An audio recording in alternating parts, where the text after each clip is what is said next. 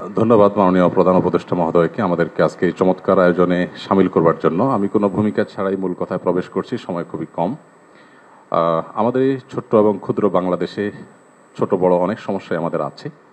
আমাদের এখানে গ্রাম থেকে শহরে ভাই ভাইয়ে যে কলহ হয়, কোন্দল হয়, সেটা পৃথিবীর অনেক দেশে কিন্তু হয় না। এই বাস্তবতাকে আমরা মনে হয় কেউই অস্বীকার করতে পারবো না। আমাদের এখানে যে রাজনৈতিক কোন্দল হয়ে আসছে 50 বছর ধরে, পৃথিবীর অনেক দেশেই কিন্তু সেটি হয় না। আমাদের অন্য যত কলহ, কোন্দল, অসম্প্রীতি এ জাতীয় যে সকল বিষয় আশয় আছে, যেগুলোর আমরা সবাই সমাপ্তি কামনা করি, সেগুলোর সাথে যদি আমাদের দেশের ধর্মীয় সম্প্রীতিকে আমি তুলনা করি, আমি এদেশের একজন নাগরিক হিসাবে আমি মনে করি যে আমাদের রাজনৈতিক কলহ, ব্যক্তিগত কলহ, পারিবারিক কলহের তুলনায় আমাদের দেশের ধর্মীয় কলহ উল্লেখ করবার মতো আছে বলে আমার কাছে মনে হয় না। অবশ্য এটি আমার মনে হওয়া না হওয়াতে কিছু আসে যায় না। এটি আমাদের সম্মানিত অন্য ধর্মাবলম্বী যে সমস্ত আমাদের বন্ধুরা আছেন, ভাইরা আছেন, শ্রদ্ধেয় ব্যক্তিবর্গ আছেন, এটি তাদের আমার মনে হয় বলতে হবে। আমি শুধু এটুকু বলবো যে 5ই আগস্ট আমার ফেসবুক পেজে কয়েক মিলিয়ন ফলোয়ার্সকে লক্ষ্য করে আমি একাধিকবার লাইভে এসেছি, যেটা আমার দীর্ঘ 10-12 বছরের সোশ্যাল মিডিয়ার ইতিহাসে কখনো আসেনি। প্রত্যেকটি লাইভে আমি চেষ্টা করেছি এদেশের সর্বশ্রেণীর সাধারণ মুসলমান সহ অন্যান্য ধর্মাবলম্বীদেরকে শান্ত রাখবার আহ্বান করার জন্য। চট্টগ্রামে যখন আইনজীবী আলিফ হত্যাকাণ্ড ঘটল, সাথে সাথে আমি আমার দায়িত্ব থেকে নিজে এবং অন্যান্য আলেম ওলামাদের সাথে কথা বলেছি।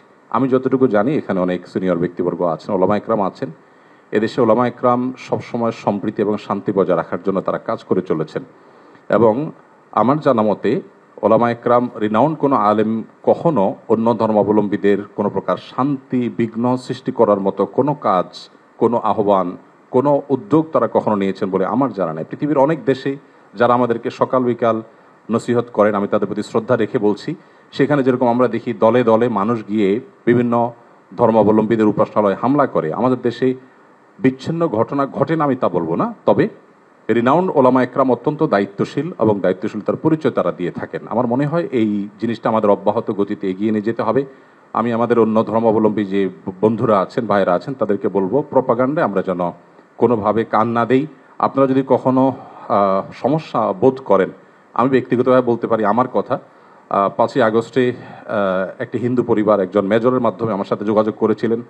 আমি আমার সাধ্য অনুযায়ী তাদের নিরাপত্তার জন্য আমাদের যে সমস্ত ভাই বন্ধু আছে তাদের দিয়ে খুলনার একটি জায়গায় আমি ব্যবস্থা করেছি। আমার মনে হয় বাংলাদেশের যত বড় মাদ্রাসা আছে এখানে সব নেতৃত্বশীল ওলামা একরাম আছেন। আপনারা যদি কখনো কোনো মাদ্রাসায় গিয়ে বলেন যে আমাদের নিরাপত্তা বোধহয় আমরা ভয়ের মধ্যে আছি, নিরাপত্তাজনিত শঙ্কায় আছি, আমার মনে হয় আমাদের আইনশৃঙ্খলা রক্ষাকারী বাহিনী যেরকম আপনাদের পাশে দাঁড়াবে, ওলামা একরাম তাতে ন্যূনতম কার্পণ্য করবে না। যেভাবে পুজোর সময় মাদ্রাসার ছেলেরা মন্দিরগুলোকে পাহারা দিয়েছে, আমার মনে হয় পৃথিবীতে এটা বিরল একটা দৃষ্টান্ত, এবং এটি কিন্তু আমাদেরকে আশা জাগায়। আমি আশা করব যে আমরা কোনো প্রপাগান্ডায় পা দেব না, এবং আমরা মিলেমিশে আমাদের প্রিয় স্বদেশকে গড়ে তুলব।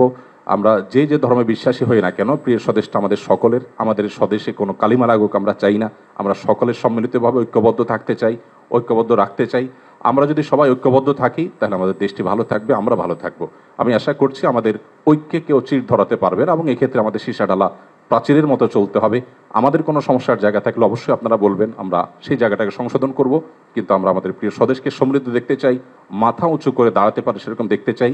আমাদের তরুণরা আমাদেরকে যে নতুন বাংলাদেশ এনে দিয়েছেন, স্যারের নেতৃত্বে যে নতুন বাংলাদেশ এগিয়ে যাচ্ছে, এই অগ্রযাত্রাকে কোনো শক্তি যেন থামাতে না পারে। আমার মনে হয় ধর্ম বর্ণ নির্বিশেষে আমাদের প্রত্যেকেরই ঐক্যবদ্ধ থাকার, ঐক্যের শপথ নেওয়ার সময় এখন সবচেয়ে গুরুত্বপূর্ণ। সে বিষয়টি আমি সবার নজরে এনে আমি আবার বক্তব্য শেষ করছি। ধন্যবাদ সবাই।